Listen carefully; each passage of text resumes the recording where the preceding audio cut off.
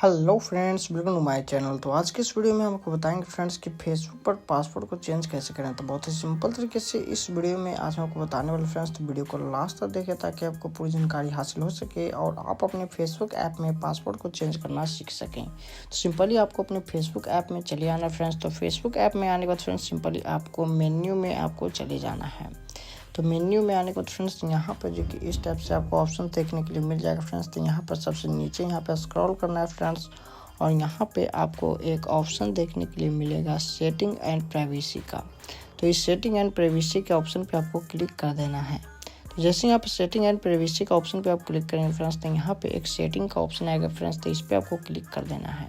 तो जैसे यहाँ पे आप क्लिक करेंगे यहाँ पर जैसे कि आपको ऊपर में योर अकाउंट का ऑप्शन आएगा फ्रेंड्स। उसके नीचे यहाँ पे अकाउंट सेंटर लिखा हुआ रहेगा। तो इस अकाउंट सेंटर के ऑप्शन पे आपको क्लिक कर देना है।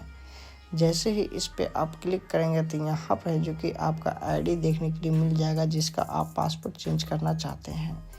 तो यहाँ पर जो कि पासवर्ड एंड सिक्योरिटी के ऑप्शन आएगा फ्रेंड्स। तो इस पे आपको क्लिक कर देना है। जैसे इस पे आप क्लिक करेंगे तो यहाँ पर जो कि आपको चेंज पासवर्ड का ऑप्शन आ जाएगा।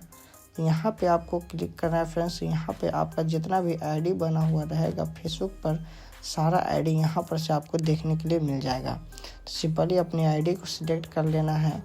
तो आईडी को सिलेक्ट करने के बाद यहाँ पर जो कि आपको करेंट पासवर्ड का ऑप्शन आएगा। तो यहाँ पे आपको अपना पुराना पासवर्ड डाल देना है फ्रेंड्स।